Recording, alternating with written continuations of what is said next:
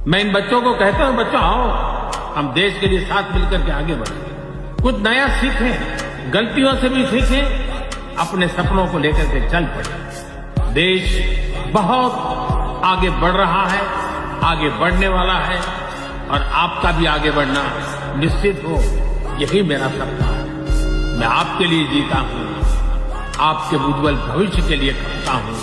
आओ हम मिलकर के देश को आगे बढ़ाएं। बस आओ गलतियों से सीखो, आगे बढ़ो। स्वदेश है।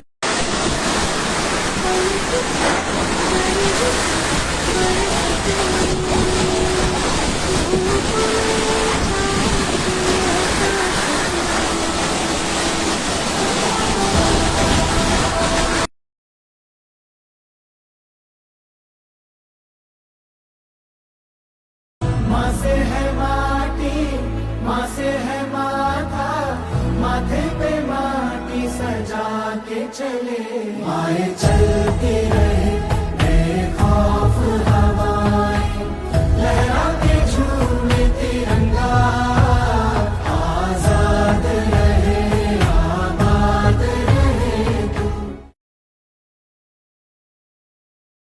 अधूरे हो तुम बल्कि हो ही नहीं,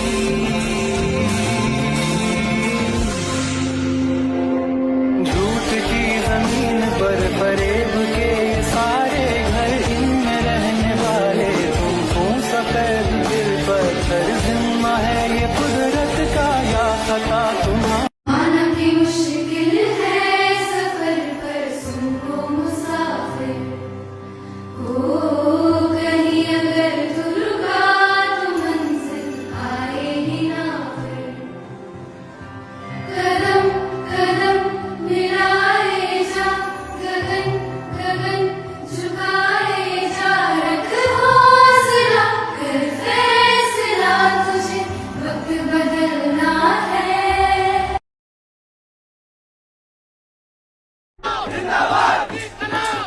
अगर कोई टीचर खा सकता है गिरने वाला खाना तो मैं भी खा लूंगा।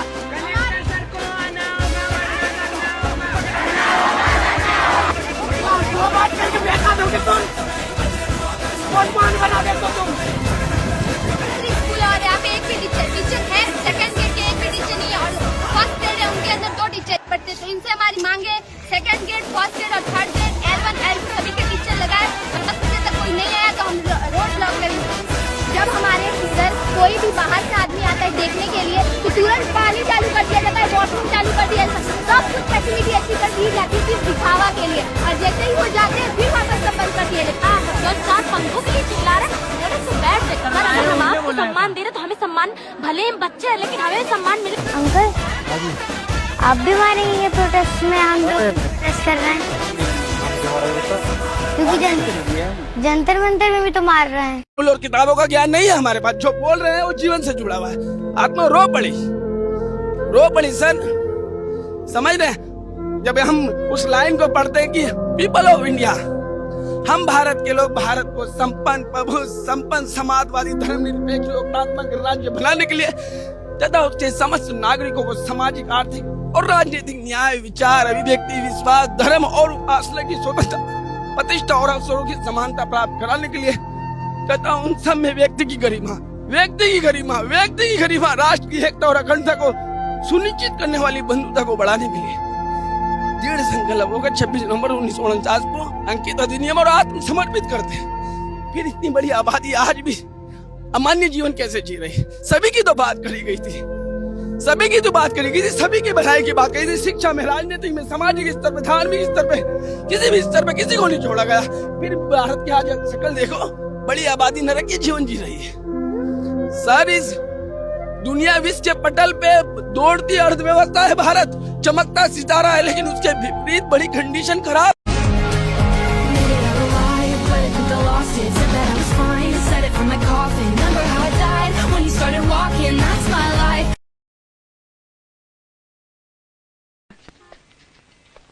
और सबसे बड़ी गुनहगार है इस देश की जनता, जो जुल्म और अत्याचार सहती रहती है मगर उसके खिलाफ आवाज तक नहीं उठाती।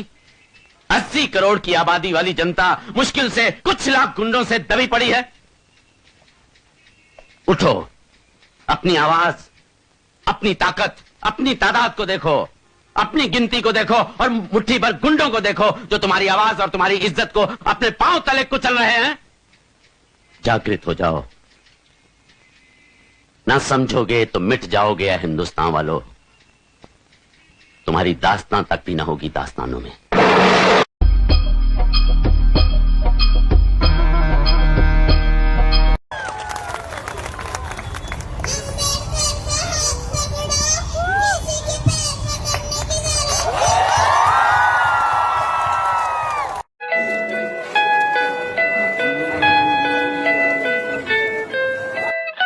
ला बेटा, कुछ दक्षिणा है तुझे, बदले में स्वर्ग मिलेगा। जाओ बाबा, मैंने तुम्हें दक्षिणा में दिल्ली दे दी, आज से दिल्ली तुम्हारी।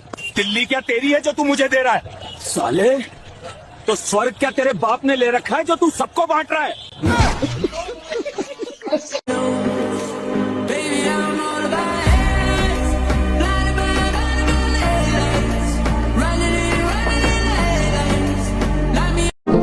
आप खून देखिए काट कर, काला है या लाल है, जो बताइए। दलित हम हैं, आप हिंदू है, मुस्लिम, कोई भी हो, रेड कलर का ही खून निकलता है उसमें। अच्छा, अब लग रहा है कि आप पासवान जाति से नहीं होती तो आपका भाई जिंदा होता? जिंदा होता, जरूर जिंदा होता।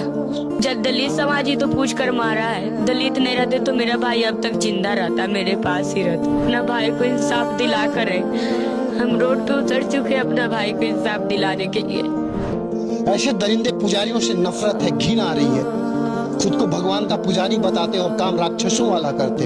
अब तो पूरा डर लगने लगा है, जबकि लड़का लोग हमारा तो और बेटी है, कब क्या हो जाएगा कौन जानता है। भाई का कैसे नहीं याद आएगा, हमेशा दिन भर याद आता है। कैसे भी आता था, भाई बहन लड़ते झगड़ते खेलते रहते थे, वही काम आता था तो हम लोग खाते थे। ये सारे इंसान ही तो हैं, दिखाइए ना, यहाँ पे सब इंसान ही तो हैं। किसको मतलब क्या नफरत करना है ऐसे इंसान से, क्या नफरत करना है इस बच्ची से? ऐसे पुजारी को हम क्या कर सकते, बीच रोड पे दौड़ा दौड़ा कर मारना चाहिए। जैसे भी मेरा भी जिंदा भाई को जी मारा है, उसे भी जिंदे उसको आग लगा देना चाहिए। मंदिर में दलितों को जाने से इतना दिक्कत है इन पुजारियों को। तुमको तो पुजारी कहते हुए मुझे शर्म आ रही है। तो गोड़ हाथ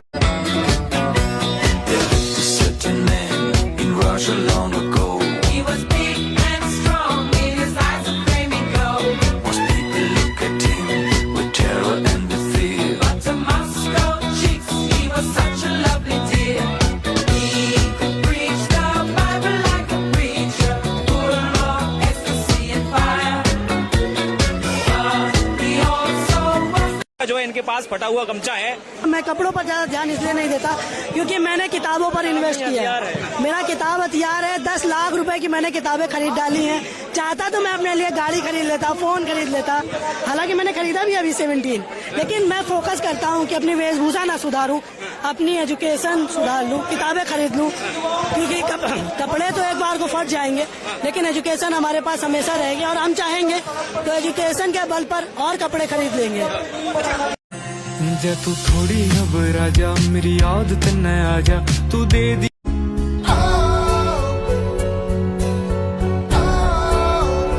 लोग कहते हैं अभी बच्चे बड़े होकर सीख लेंगे, लेकिन सच तो ये है कि बच्चे बड़े होकर नहीं सीखते, वे वही सीखते हैं जो बचपन में उन्हें सिखाया जाता है। जब हमारे बच्चे खाना बनाते हैं तो वो सिर्फ रेसिपी नहीं सीख रहे होते, वो जिम्मेदारी सीख रहे होते हैं। जब वे अपना कमरा साफ करते हैं तो वो सिर्फ सफाई नहीं करते, वो अपना काम की जिम्मेदारी लेना सीख रहे होते हैं। जब वे कपड़े प्रेस करते हैं, जिम जाते हैं या घर के छोटे छोटे काम करते हैं तो वो सिर्फ स्किल नहीं सीख रहे होते, वो आत्मविश्वास बना रहे होते हैं। आज की दुनिया में बच्चों को सिर्फ किताबों की नहीं, ज़िंदगी की शिक्षा की ज़रूरत है। मोबाइल और टीवी कुछ समय के लिए मनोरंजन दे सकते हैं, लेकिन जीवन का असली सबक अनुभव सिखाते हैं। इसलिए बच्चों को कमज़ोर मत समझिए, उन्हें अवसर दीजिए, उन्हें कोशिश करने दीजिए, उन्हें गलतियां करने दीजिए, क्योंकि आज जो बच्चा अपने छोटे छोटे काम खुद करना सीख रहा है वही कल एक आत्मनिर्भर, जिम्मेदार और मजबूत इंसान बनेगा। बच्चों को सिर्फ बड़ा मत होने दीजिए, उन्हें हर दिन बेहतर बनना भी सिखाइए, क्योंकि आत्मनिर्भर बच्चे मजबूत भविष्य की सबसे बड़ी पहचान होते हैं।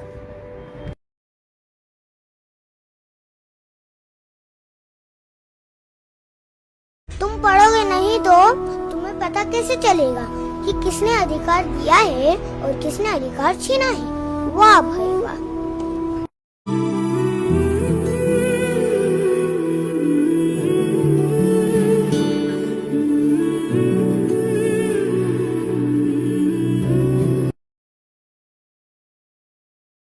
लेकिन याद रखिएगा, जो महिलाएं आज पढ़ाई कर रही हैं, ये सावित्रीबाई फूले, ज्योतिबा फूले और भीमराव अंबेडकर, ये 3 लोग नहीं रहते तो घर में आज आटा बेल रही होती। ले दनादन घर में बैठा देता और कह देता रहो तुम लक्ष्मी हो घर में।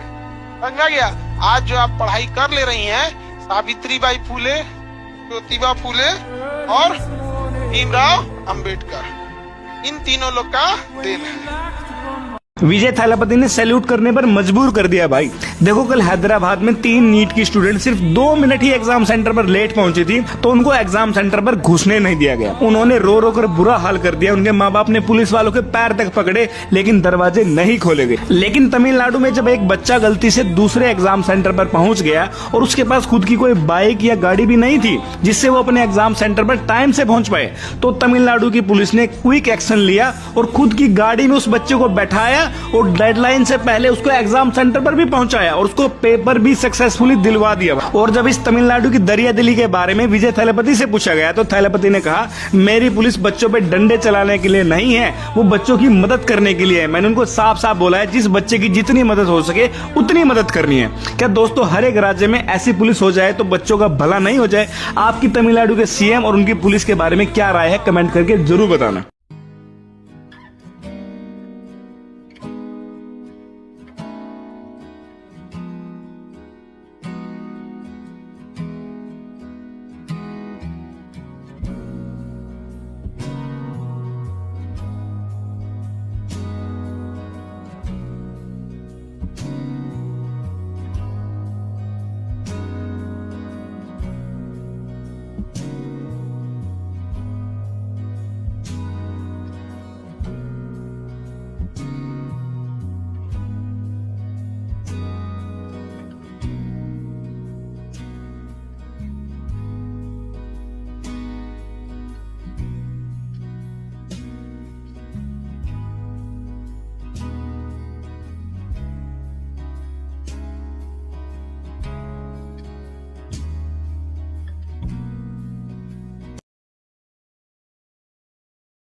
ये देखो, ये है हमारा आत्मनिर्भर भारत। ये भारत का वीडियो है। और क्या, ये रोबोट को देखो कैसे एक्शंस कर रहे हैं। भारत वाले रोबोट बनाने लगे। और क्या, गन भी चला रहा है रोबोट। अब हमें लड़ने की जरूरत नहीं है बॉर्डर पे।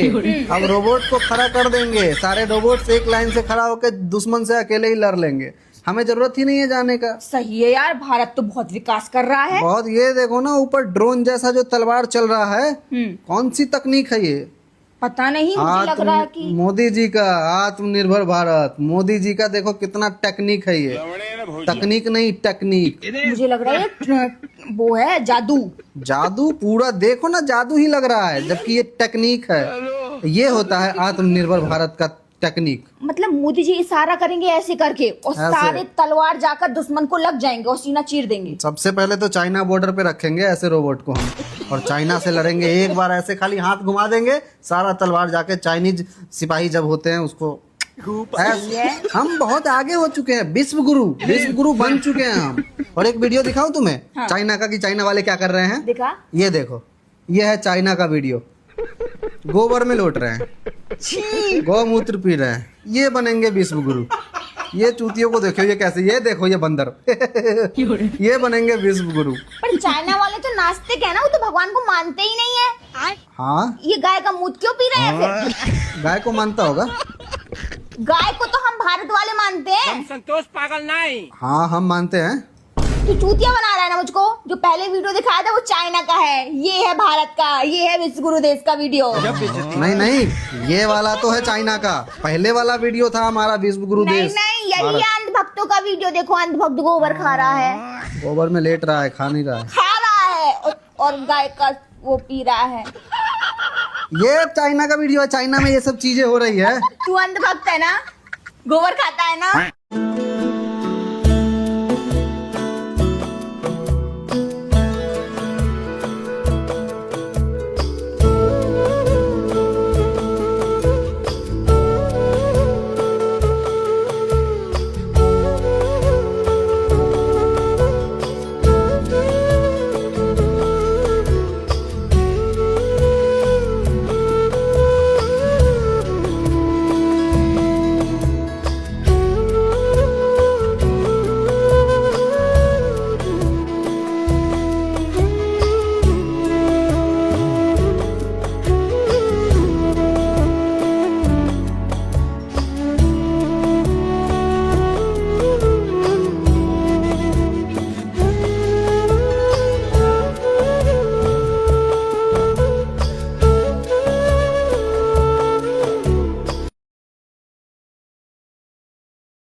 या देशातील लोकांना नेता हवाय, पण तो जातीचा हवाय. आंबेडकरांनी लाख गोष्टी त्यांच्यासाठी केल्या असतील, पण ते लक्षात न घेता ते जातीतीलच एखादा बादा किंवा तत्सम पुरुष निवडून त्याला आराध्य पुरुष बनवतील. बाबासाहेब त्यांना नको आहेत, कारण ते महार समाजातील आहेत. महार समाजातील लोकांनी बाबासाहेबांच्या प्रेरणेने केलेली प्रगती बघून काहींना कारण नसताना असूया आणि द्वेष वाटतो. यात काही ठराविक मागासलेल्या जाती पण अंतर्भूत आहेत. एकतर ते फारसे शिकलेले नाहीत किंवा त्यांनी बाबासाहेबांना अजिबात वाचलेलं नाही. उत्तर प्रदेश, बिहार, राजस्थान आदी राज्यात महार नाहीत, पण तेथील चर्मकार, कुर्मी, यादव आणि इतरही समुदायाने बाबासाहेबांना मनापासून स्वीकारलं आहे. आज घराघरात बाबासाहेब पोहोचत आहेत. महाराष्ट्रात मात्र महार, मांग, चांभार, आदिवासी, धनगर, वडार हा भेद खूप काळापासून सुरू आहे. बाबासाहेब आज हयात असते तर कदाचित चित्र वेगळं दिसलं असतं. आज आम्हीच 17 संघटनेत विभागलो गेलो असल्याने एक संघ नाही, तेव्हा इतरांना काय चळवळीत आणणार? मला 2 प्रकारची जनता दिसते. एक, बाबासाहेबांना अजिबात समजून न घेणारी मूर्ख आणि मनुवादी विचारसरणीची, घुटण्यात अक्कल असलेली, बुवा बाबांच्या मागे धावणारी अंधश्रद्ध जनता, जिला सुधारायला अजून खूप वेळ लागेल.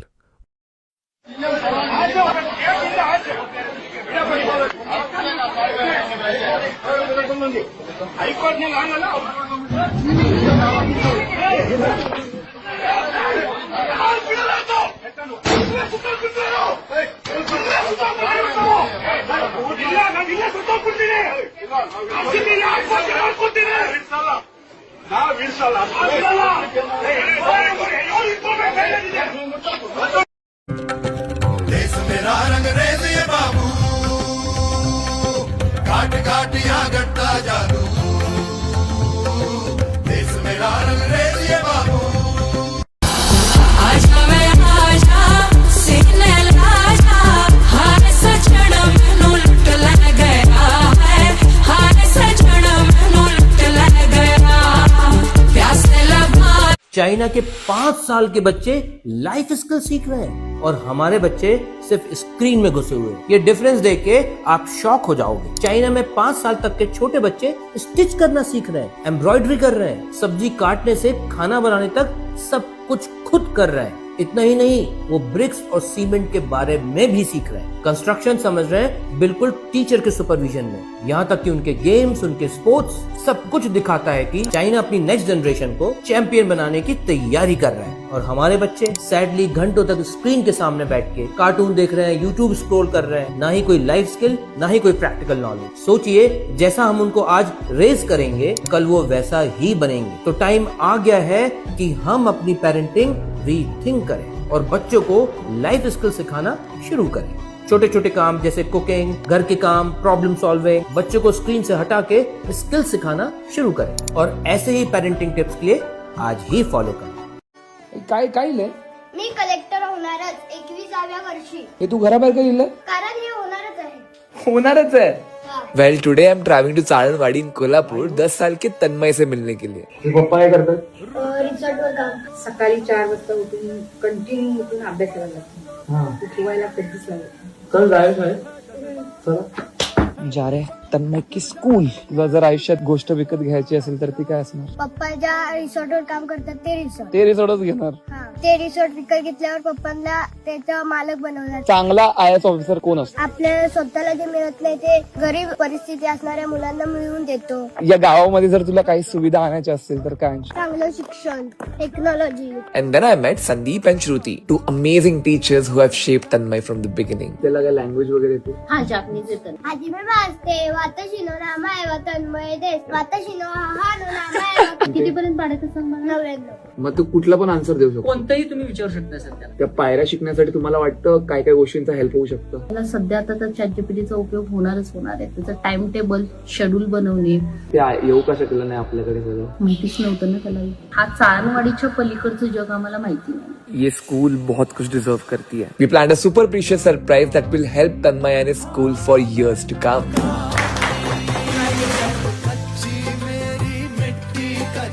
और भाई ChatGPT से बेटर हेल्प कौन ही कर सकता है यार. हॅलो ChatGPT, मला 21व्या वर्षी कलेक्टर बनायचं आहे. त्यासाठी मला एक प्लॅन लायक बनव. तन्मय अगदी छान आहे. कारण की तुला लहानपणापासूनच कलेक्टर व्हायचंय. सामान्य ज्ञानावर फोकस कर. सुरुवातीला शालेय पातळीवरच्या स्पर्धा परीक्षांचा अनुभव घे. पुढे UPSC मुख्य परीक्षा आणि मुलाखत या टप्प्यांपर्यंत पोहोचायचं. अरे पर एक सरप्राईज तो रिव्हील करना रह ही गया. काय बनायचं?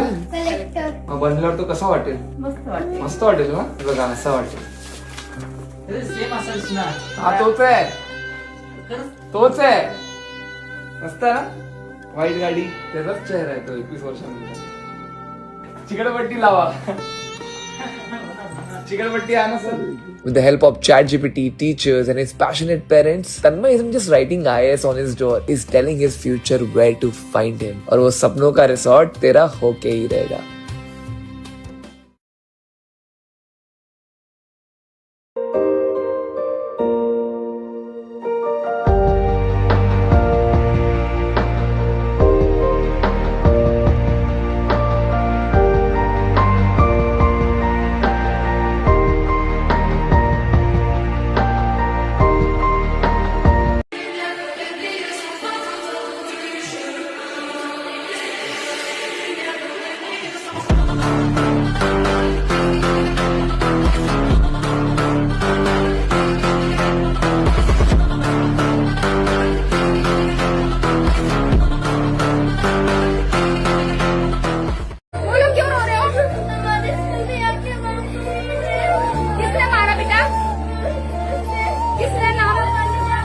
रोज बोलते हैं जैसे नाली कितने साफ कर लो, नाली साफ नहीं होती वैसे तुम लोगों की जात है. तुम सबको मारा ना, तुम सबको मारा बेटा. बोलते हैं कि मारूंगा तो उठते मुठते घरे जाओगे. बोलते हैं तुम लोगों के ऊपर थूकना चाहिए. हम लोग को बोलते हैं कि तुम लोग कभी नहीं सुधरोगे, नहीं तो तुम्हारी कभी जात सुधरेगी. नाली के कीड़े जैसे तुम्हारी जात है चमरोटी. ऐसे ऐसे बोलते हैं हम लोग. Wake up to reality. Sir यहाँ तक मैं खुद दलित समाज से आता हूँ सर. मैं जब इलेक्शन लड़ने के लिए गया मेरे हाथों से पर्चा नहीं लिया गया. यह आज समाज की हालत है सर, क्योंकि मैं दलित समाज से आता हूँ.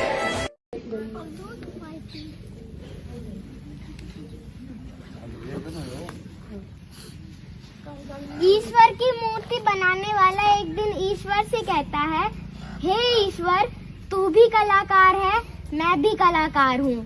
तूने मुझ जैसे असंख्य पुतले बनाकर इस धरती पर भेजे हैं और मैंने तुझ जैसे असंख्य पुतले बनाकर इस धरती पर बेचे हैं.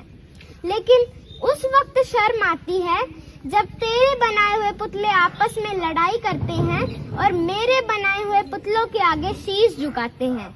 कितनी सोचने वाली बात है. अक्सर ऐसी गलती हमसे भी हो जाती है. हम मंदिर में जाकर हमारी बनाई हुई मूर्तियों के तो दर्शन कर लेते हैं, लेकिन हमारे परिवार में भगवान की बनाई हुई मूर्तियों के दर्शन नहीं करते, जैसे हमारे माता पिता जिन्होंने हमें बनाया है. सो शिक्षा से पहले संस्कार, व्यापार से पहले व्यवहार, और अगर भगवान से पहले माता पिता को रख दो तो जीवन की हर कठिनाइयों से पार चले जाओगे.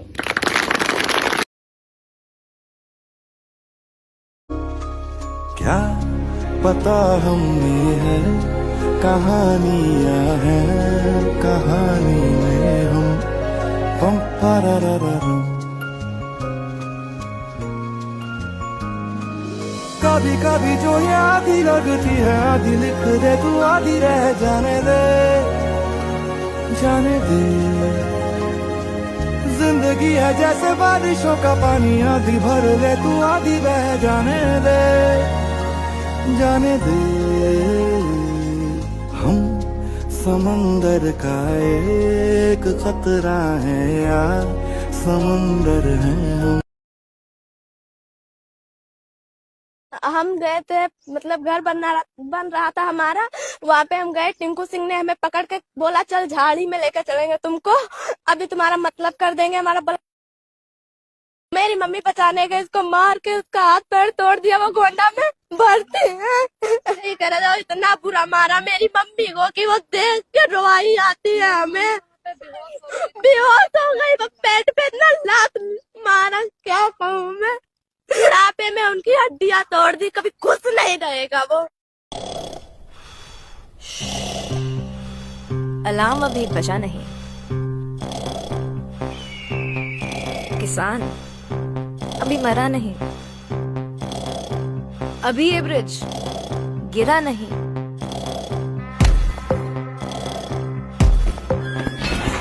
खिलाड़ी अभी हारा नहीं। और अभी यहाँ रेप हुआ नहीं। ब्रिज गिरने दो, किसान को आत्महत्या करने दो, मेडल हारने दो और रेप होने तो दो। अलार्म थोड़ा बजने तो दो। अलार्म बजे तो हम उठेंगे, फिर काफी काम है हमें। कैंडल मार्च यहाँ, हड़ताल वहाँ, व्हाट्सएप पे आग लगाना है, फेसबुक पे गुस्सा दिखाना है, ब्लैक फ्राइडे हंगर स्ट्राइक काला बैंड पहनना है, एक्टिविज्म को जगाना है। पर फिलहाल अलार्म बजा नहीं। अगला अलार्म बजने से पहले जागो जागो जागो रे।